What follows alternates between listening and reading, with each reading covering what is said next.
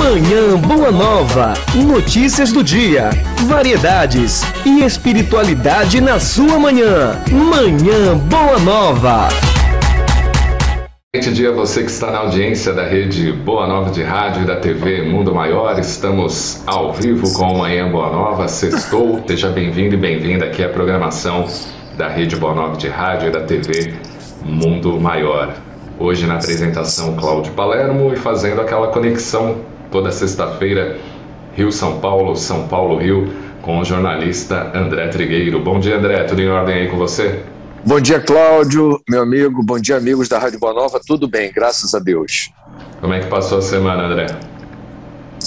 Trabalhando muito, porque hoje, exatamente hoje, 3 de junho, celebra-se 3 décadas da Rio 92, que eu tive a honra e o prazer de cobrir.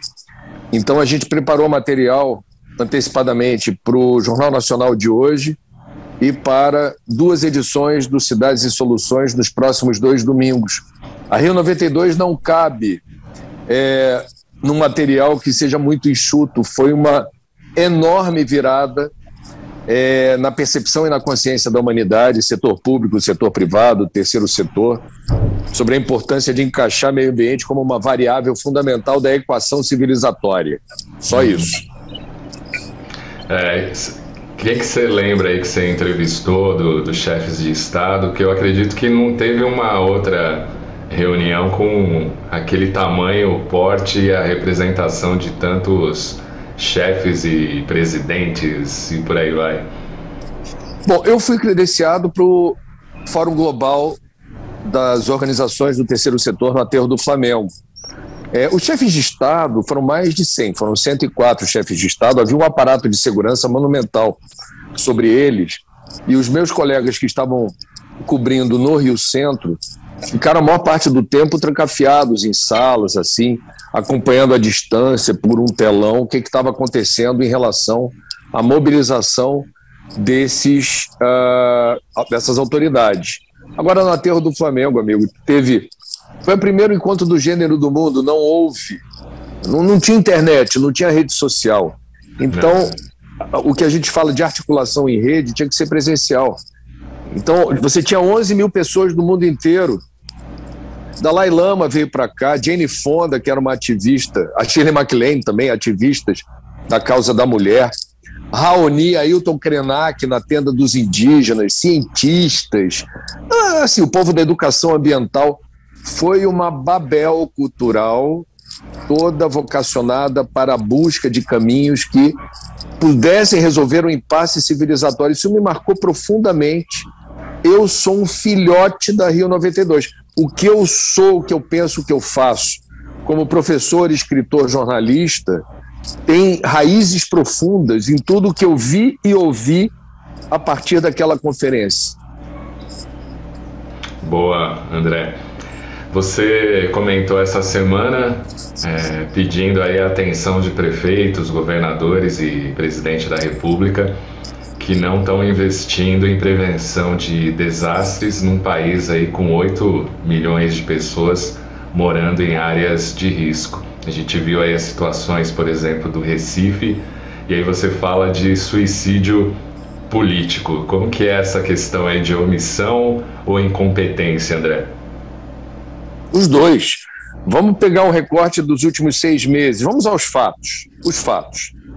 Nos últimos 6 meses, tivemos aproximadamente 500 óbitos causados por chuvas fortes. Aonde? Sul da Bahia, Minas Gerais, Espírito Santo, Franco da Rocha, São Paulo, Petrópolis, Angra dos Reis e Paraty. Eu guardei, porque eu cobri tudo isso e comentei tudo isso. Qual foi o protocolo de resposta das autoridades? Colocaram a culpa em São Pedro. Nossa, nunca choveu tanto assim. Aí uma autoridade ou outra sobrevoa a área atingida, anuncia com pompa e circunstância a liberação de dinheiro. Esse dinheiro é para pagar aluguel social, limpar as ruas, desobstruir as vias públicas, manter as pessoas em acampamentos improvisados e a vida segue. Por que isso não resolve? Isso é enxugar gelo. Porque essas chuvas acima de 80, 100 milímetros, que são chuvas muito fortes, estão ocorrendo com maior frequência em nosso país. Fato. E o nosso país, segundo o IBGE e o CEMADEM, órgãos federais, tem, no mínimo, 8.366.000 pessoas morando em áreas de risco, mais suscetíveis e vulneráveis a enchentes ou deslizamentos de terra ou de pedra. Então, assim, quem mais precisa de governo é quem não tem renda, não tem escolaridade, não tem voz e vez e mora em áreas improvisadas, não legalizadas, porque não há programas de moradia popular que possam atender a uma gigantesca demanda reprimida. Eu não sei se eu me fiz entender aqui, eu estou falando de duas curvas que se cruzam perigosamente. Elevação da incidência dos eventos climáticos extremos, num país com 8.366.000 pessoas vivendo em áreas de risco. Vai dar ruim. Vai dar ruim. E como dá ruim, né? Que a gente vê as imagens é impressionante. Agora, quem aposta aí na porrada para resolver de vez o problema do crack, já perdeu. Você entrou aí na Cracolândia em São Paulo, visitou um projeto bem sucedido de acolhimento e tratamento de dependentes químicos na Maré aí no Rio de Janeiro. Como é que é esse trabalho aí, André? Olha, eu vou dizer uma coisa, eu todo dia tenho, graças a Deus, o hábito de começar o dia fazendo uma prece. E a prece, ela procura alcançar quem me parece mais demandante de alguma ajuda espiritual. Eu não consigo mais deixar de incluir nas minhas preces os dependentes de crack, porque eu não tinha essa experiência. O que eu vi na Rua Helvétia, totalmente ocupada por pessoas dependentes químicas, fumando aquele cachimbo, né? E com dificuldades de asseio e higiene, não aparentando saúde, obviamente, não se alimentando adequadamente, apartadas de suas famílias, de seus amigos, sem propriamente outros vínculos, senão aqueles próximos dos outros dependentes. Por que baixar o sarrafo não resolve? Porque é um caso de saúde. Você tem todo o direito, penso eu, de combater o tráfico de crack com inteligência, precisão cirúrgica. No meio da multidão vai ter alguns que estão ali para ganhar dinheiro às custas da dependência química dos outros. É crime. Então a polícia tem sim o direito de recolher esse cidadão, porque ele é alguém que cometeu um crime. Agora, o dependente químico não pode ser tratado com bomba de efeito moral, bomba de gás lacrimogêneo ou cacetete, porque isso, e acho que São Paulo já percebeu, porque foram muitas operações do gênero que não conseguiram reduzir, como se imaginava, o número de dependentes químicos. Então, o que eu aprendi nessas incursões, eu aprendi muita coisa. O barato do jornalismo é a gente não ficar, eu diria, não ter a pretensão de contar histórias sem vivenciá-las em loco. Reportagem é a parte mais importante do jornalismo, na ponta. Então, o que eu estou falando, eu vi, eu conversei, eu chequei. Tem jeito para o crack, sim. O dependente químico não merece ser chamado de cracudo ou zumbi. Ele é um ser humano e ele tem o momento dele de querer sair do atoleiro em que se meteu. Essa é a grande questão. Não dá para forçar o momento. Não vai dar certo. Tem gente rica que vai se internar numa clínica de recuperação à força. Não dá certo. Infelizmente, se desse certo, baixa um decreto, internação compulsória para todo mundo. Não funciona assim. Eu até gostaria que funcionasse. Seria uma forma prática. Não funciona. Então a gente precisa ter esse cuidado da abordagem, da compreensão, da oferta, e isso as prefeituras começam a entender, de alimento, de asseio, se quiser tomar banho, trocar de roupa, usar banheiro, qualquer coisa nós estamos aqui. Eu fiquei muito comovido de ver 3 agentes de saúde da Secretaria de Saúde do município passeando pela Rua Elvete, dando assistência a quem estava já, mas assim, claramente demandante de alguma intervenção médica. Isso me lembrou literatura espírita, viu, Cláudio? Quando a gente fala dos umbrais, aonde os emissários, eu me lembro da Ordem de Maria, em Memórias de um Suicida, da dona Ivone Pereira, a Ordem de Maria chegando aos umbrais, o Vale dos Suicidas, e fazendo o resgate daqueles que estavam prontos. Veja como a literatura espírita se aplica à questão do dependente químico. Quem que você resgata? E por que todos têm salvação? Tem salvação no seu momento. No momento em que se fazem, que se revelam maduros, prontos, para mudar um pouco o eixo. Não se resolve isso por decreto, muito menos por pancadaria, amigo. Verdade. Temos que apoiar esses trabalhos aí que são feitos nessas regiões aí, que não só no Rio, São Paulo, mas toda a cidade tem.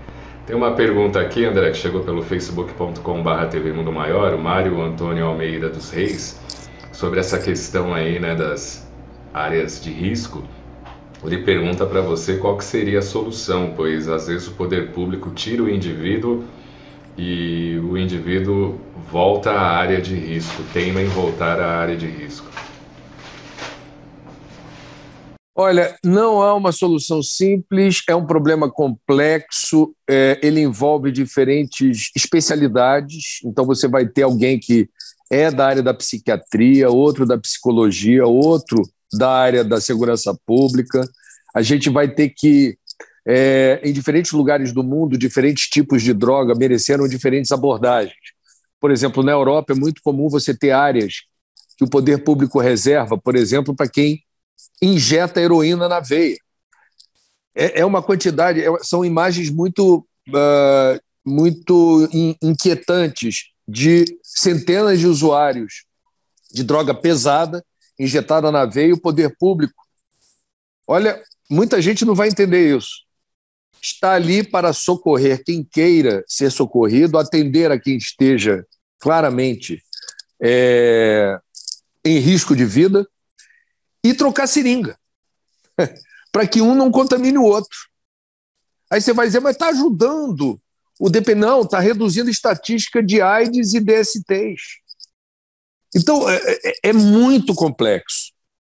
Até segunda ordem, eu acho que, enquanto a polícia focar no traficante, asfixiar o comércio de crack, acho que isso é urgente e importante.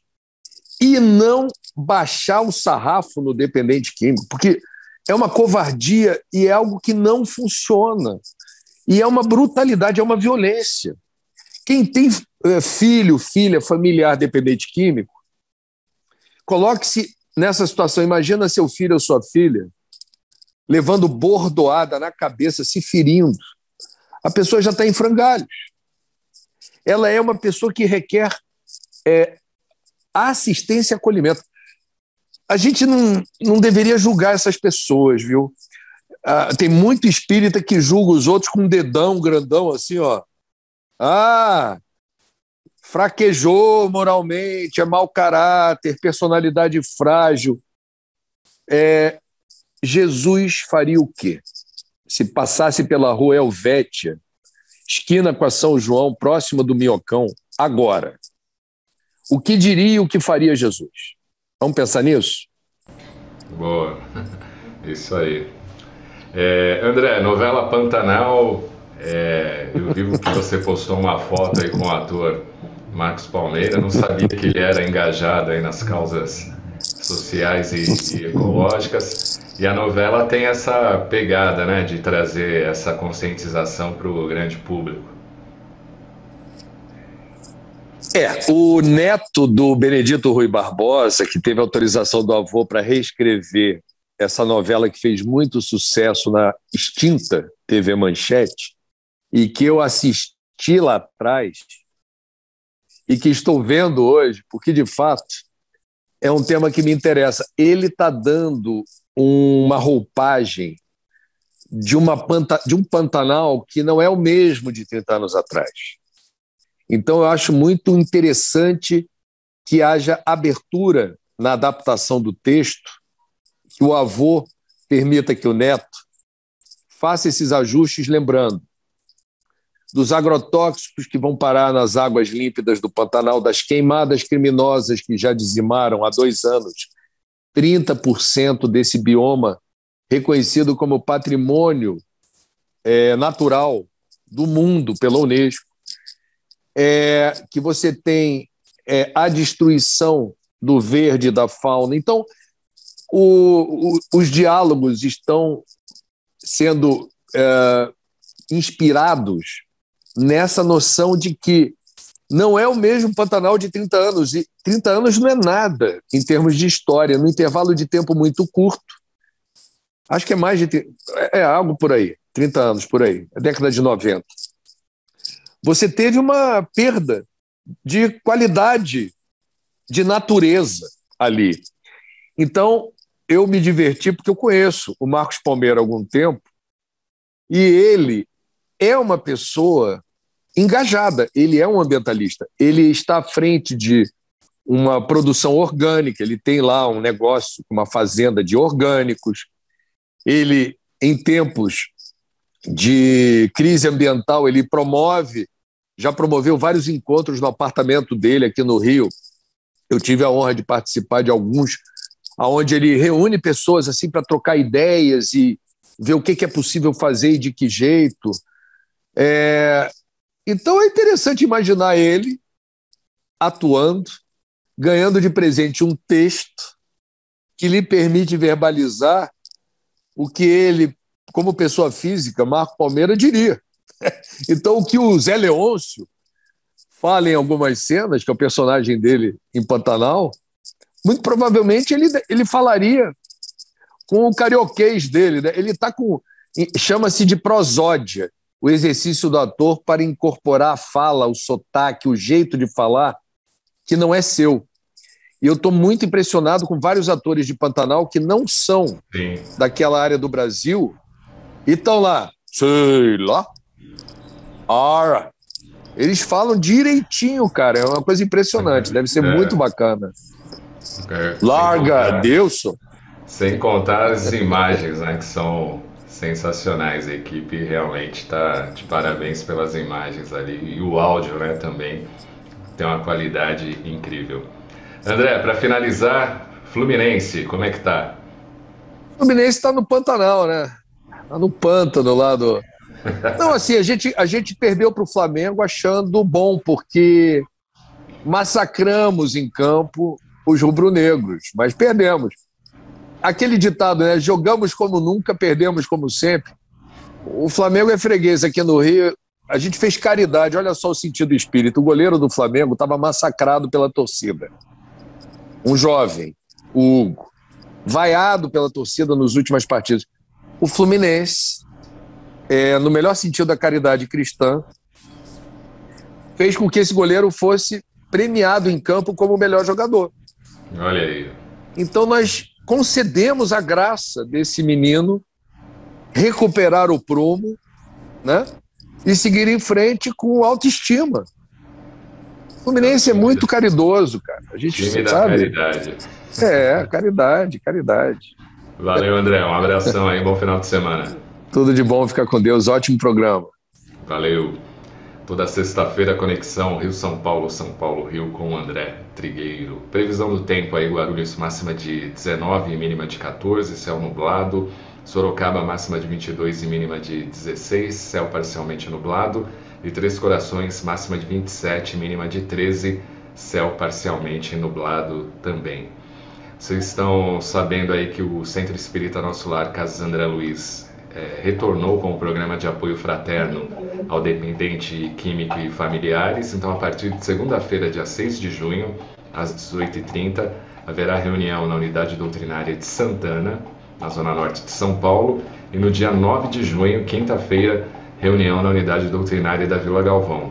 Tá? O horário é 18h30, tanto em Santana quanto na Vila Galvão, e a partir da semana que vem irão se reunir toda segunda em Santana e toda quinta-feira na Vila Galvão. Mais informações, 0 operadora 11 2973 6579, 2973 6579.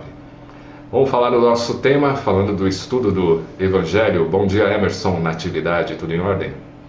Bom dia, Cláudio. Bom dia aos ouvintes da Rádio Boa Nova, aos telespectadores da TV Mundo Maior. Estamos aqui nessa sexta-feira, um pouquinho de frio, né, nesse dia, muito alegre. Isso aí, Emerson. Por que temos que estudar o Evangelho de Jesus saindo daquela visão religiosa, né? Não, você tem que estudar, tem que entender, tem que praticar. O conceito espírita é um conceito totalmente diferente, mais leve, né? Como é que a gente pode entender essa questão dos estudos e dos ensinos que estão lá no Evangelho? Bom, Cláudio, é importante, antes da gente estudar o Evangelho, a gente ter conhecimento das obras que vieram antes do Evangelho segundo o Espiritismo, né? Que foi o Livro dos Espíritos e o Livro dos Médiuns, né? E no Livro dos Espíritos, na questão 625, lá fala, né, que Kardec questiona qual seria o modelo de perfeição, né, e o guia para nós seguirmos, e os Espíritos dizem Jesus, né, Jesus Cristo, né, e depois na questão 620 pergunta, mas Jesus já não disse tudo o que tinha que dizer, o que os Espíritos têm de novo para dizer, né? E aí eles falam em relação à questão das parábolas, né, em relação a questões de filosofias anteriores que vieram e nos disseram várias coisas, né, e essas coisas são importantes, sim, que nós estudemos para entender toda uma trajetória histórica, né, do processo, né, para entender que o Evangelho segundo o Espiritismo, ele simplifica essa verdade genuína que Jesus nos trouxe sem nenhum dogma, né, de uma forma livre, né, e o Evangelho ele nos traz alguns alertas, né, de uma forma muito coerente, né, cada capítulo ali escrito tem um encadeamento, né, o primeiro liga no segundo, liga no terceiro, enfim, e é importante, é bom quando a gente abre o Evangelho aleatoriamente para fazer uma leitura e tudo mais, mas o ideal para o estudo que nós possamos iniciar o Evangelho lendo atentamente a parte da introdução, tá?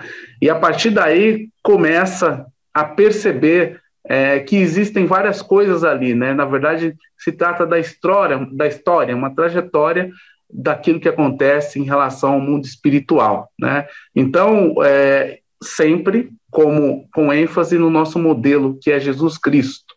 Então, a partir de Jesus, né, a partir daquilo que Jesus nos disse, os Espíritos vieram trazer. Por quê? Porque se tem muitos que não têm a compreensão daquilo que Jesus nos trouxe, tem ainda muito poucos aqueles que praticam aquilo que Jesus nos deixou. Então é importante que nós, ao se debruçar ao estudo do Evangelho segundo o Espiritismo, perceba que devemos entender a partir do início, do princípio, né? Ou seja, introdução, né? Se inicia ali o estudo, né? Mas já com uma base do Livro dos Espíritos, que é a primeira obra que o Allan Kardec nos trouxe. A partir daí, tudo vai ficar mais claro, né? E mais direcionado. Agora, como que deve ser esse estudo, Emerson? Sequenciado? A pessoa pode escolher ao acaso, abre lá na página ao acaso. Como que deve ser o procedimento para a pessoa entender o que está colocado lá e sendo explicado, tanto por Kardec quanto pelos espíritos? Não, tem que ser sequencial, né? Tem que iniciar desde o início. Se você vai ler em algum lugar, ou fazer uma oração, fazer um evangelho, você pode ler ao acaso, abrir lá, ler um trecho, comentar, enfim. Agora, para estudo, é importante a gente iniciar desde o início. como eu disse, introdução, né, primeiro capítulo, né, a partir daí vão se encadeando no primeiro, no segundo, no terceiro, no quarto, no quinto capítulo e assim por diante, né? Então, é sempre de início que a gente tem que estudar e tem que ter um olhar muito na questão histórica, né? Deixar muito essa questão do processo do dogma, porque o Espiritismo não tem dogma. Kardec fala disso no Livro dos Espíritos, por isso que é tão importante a gente, antes de ler o Evangelho segundo o Espiritismo, ter essa leitura e esse conhecimento do Livro dos Espíritos, né? Então, não tem dogma, não tem ritual, então é muito aberto, né? E a gente não vê no Livro dos Espíritos e no Evangelho segundo o Espiritismo, principalmente, os espíritos falarem mal de outras filosofias religiosas, como a gente vê muitos falarem mal uns dos outros, inclusive do Espiritismo. Então, isso que é interessante, isso que é importante, né? Então, que a gente possa, ao iniciar esse estudo, de uma forma sequencial, né? Introdução, primeiro capítulo, segundo e assim por diante. Assim a gente vai estar realmente estudando e conhecendo o Evangelho. Esquecer um pouco, que muitos fazem uma analogia com a Bíblia, né? Esquecendo um pouco esse lado religioso, mas sim o lado filosófico aí, né? De você pegar um livro de cabeceira e se debruçar, né? Atento a cada trecho que ali é discorrido. Então, desde o início, de forma sequencial, até o término do Evangelho. Você falou dessa questão aí, né, que os espíritos não criticam as outras religiões, né, e os espíritas às vezes têm essas posturas. Me lembrou da frase, né, que eu já ouvi, que no movimento espírita, os espíritas se odeiam fraternalmente, né? Olha que bonito, né?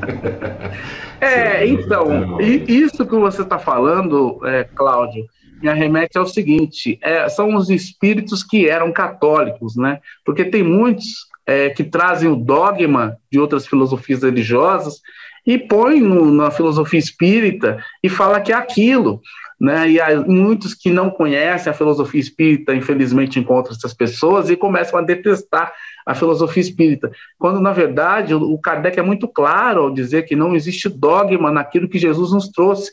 Afinal, o espiritismo é o resgate do cristianismo primitivo, né? Por que resgate? Porque algo se perdeu, né? Houve um fake news, se a gente for analisar na linguagem do dia de hoje, né? Então, assim, é necessário os espíritos virem e falar, né, através dos médiuns, né, dos missionários, enfim, que existe algo genuíno, que foi aquilo que Jesus nos trouxe, né, que é simples: amar o próximo como a si mesmo, né, não faça aquilo para o seu próximo que você não gostaria que fizessem para você, praticar a caridade, né? Se o rico tem uma prova muito mais difícil do que a do pobre, né? O que o rico tem que fazer com o seu dinheiro, né?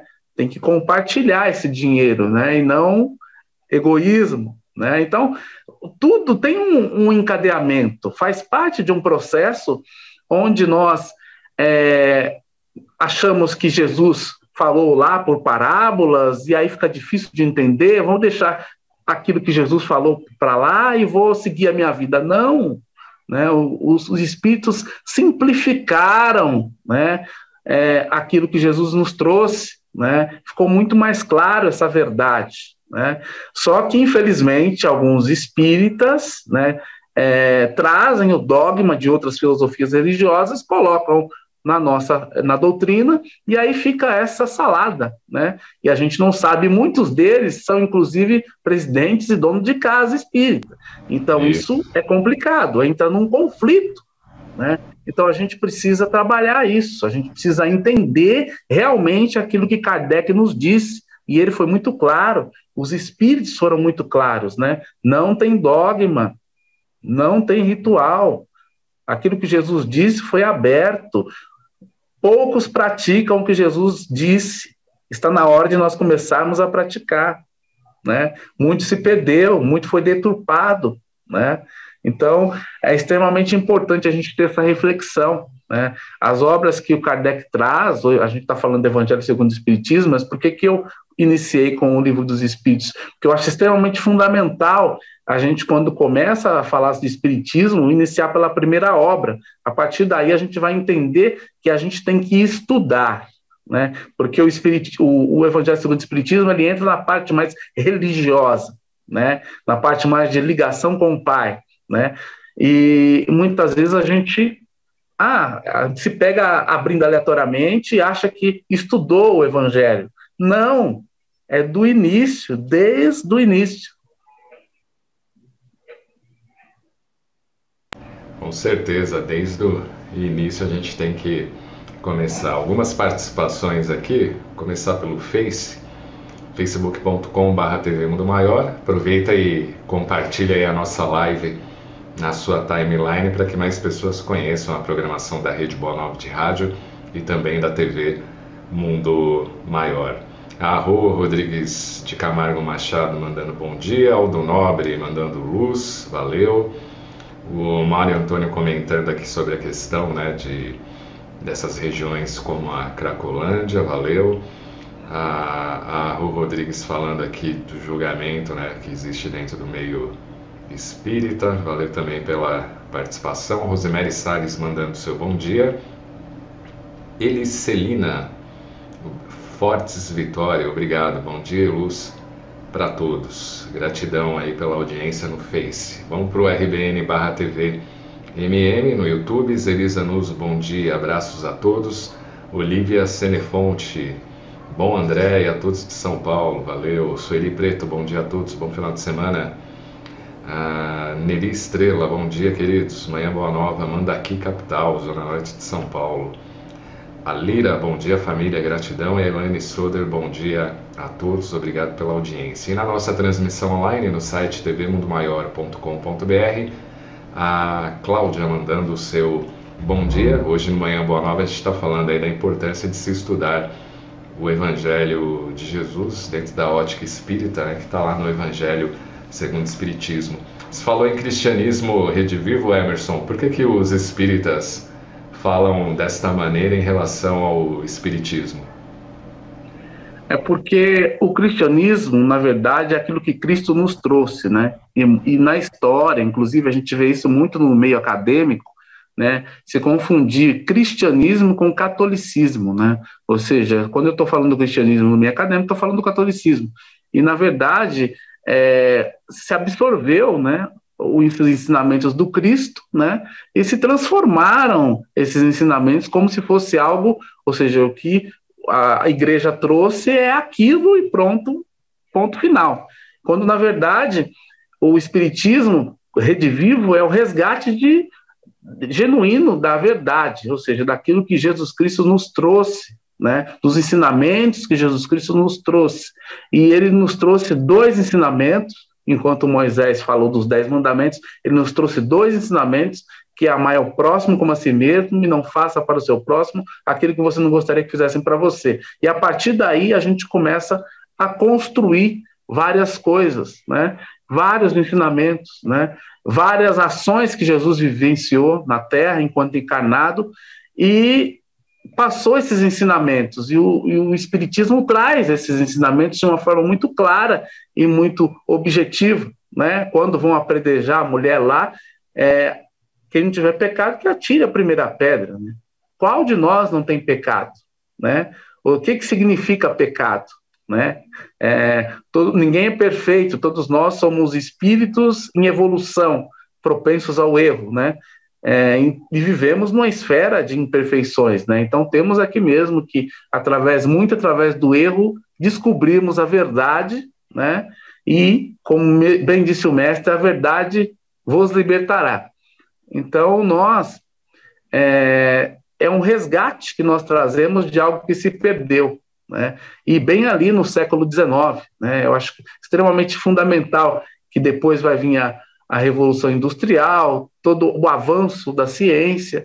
Então é extremamente importante a gente retomar aquilo que Jesus falou há 2000 anos atrás, e que, por parábolas, foi perdido. Não, hoje está muito mais simplificado, e os espíritos trouxeram de uma certa forma bem direta, né, aquilo que Jesus, os ensinamentos de Jesus, né, e a gente percebe isso lendo o Evangelho segundo o Espiritismo, né. Podemos fazer até uma analogia com a Bíblia, né, aquela linguagem figurada, muitas vezes cifrada e até alegórica, e os espíritos, né, tem os trechos e os espíritos ali explicando de uma forma mais objetiva aquilo que Jesus nos disse. Então é importante a gente estudar o Evangelho segundo o Espiritismo e a partir daí começar a praticar. Qual que é a melhor maneira de seguir aí os ensinamentos de Jesus, Emerson, na sua opinião? A melhor maneira de seguir os ensinamentos de Jesus é praticando, né? A gente primeiro tem que ter conhecimento em relação a esses ensinamentos, né? E por isso, lá nessas questões que eu citei do Livro dos Espíritos, ali, das questões 620 e pouco até que 630, né? Fala muito disso, dessas questões de a gente procurar ler coisas que prepararam antes de Jesus, né, como um conhecimento, questão histórica, né? A gente não pode excluir absolutamente nada, tudo é informação, é como se fosse um jogo onde a gente linka uma peça na outra, entendeu? Então é todo um processo, todo mundo fala de Jesus, né, de várias maneiras, de várias formas, né? O Espiritismo, através dos Espíritos, veio simplificar esse processo, né, através da terceira revelação, né? Então, é extremamente importante a gente perceber aquilo que Jesus nos trouxe e não ficar muito na elucubração, e sim praticar no meu dia a dia, né? Se eu estou numa situação difícil, o que Jesus faria, né? Indaga-se, cria essa reflexão. A partir daí, a gente começa a se aproximar um pouco mais do Mestre. E aí as coisas não ficam tão impossíveis de serem resolvidas, né? Então, trazer o Mestre para a gente. Como ele faria, né? Será que eu estou agindo da melhor forma possível em determinada situação? Nossa, mas esse problema eu não vejo uma luz no fim do túnel. Será que Jesus viria uma luz no fim do túnel? Né? Tudo aqui é possível, né? Tudo aquilo que a gente vive no nosso dia a dia, né? Então, existem possibilidades, é que a gente às vezes está soberbado no problema, a gente não consegue encontrar uma solução, mas com certeza Jesus encontraria. Com certeza, Emerson. Mandar um abraço aqui para o Vicente Moreno, está acompanhando Manhã Boa Nova, do Jardim Ângela, Zona Sul de São Paulo. Paz e luz a todos, sempre na escuta. Emerson, suas considerações finais sobre esse tema, o estudo do Evangelho, para a gente encerrar aí o manhã. Bom, Cláudio, é importante que todos nós nos debrucemos ao estudo, né? Eu tenho uma percepção, o Cláudio tem outra percepção, então é importante que todos nós conheçamos o Evangelho segundo o Espiritismo por nós mesmos, estudando desde o início, né? É extremamente importante, né? Toda a obra do Kardec, para aí também a gente poder entender e dizer, olha, concordo, não concordo, e com que base eu não concordo, né? Então é extremamente importante a gente estudar, não levar ao pé da letra o que se dizem muitas vezes em algumas casas, porque às vezes a pessoa não estudou, né? Então a gente, quando vai na casa espírita, a gente espera o acolhimento, e muitas vezes ele não acontece. E aí a gente culpa a filosofia, e a filosofia não tem culpa, né? Tá lá, Kardec, através dos espíritos, nos trouxe um ensinamento genuíno, que é aquilo que Jesus nos trouxe, de uma forma mais simplificada. Vamos estudar e praticar. Um abração para você, Emerson. Bom final de semana e até sexta. Bom final de semana, Cláudio. Gratidão. Um abraço aí a todos que acompanharam Manhã Boa Nova. Segunda-feira a gente está de volta, 8 da manhã, com mais uma edição. Mais informações e notícias, meio-dia no Jornal Nova Era e às 19 horas no RBN Notícias. Um grande abraço, bom final de semana, vamos que vamos. Você acompanhou Manhã Boa Nova.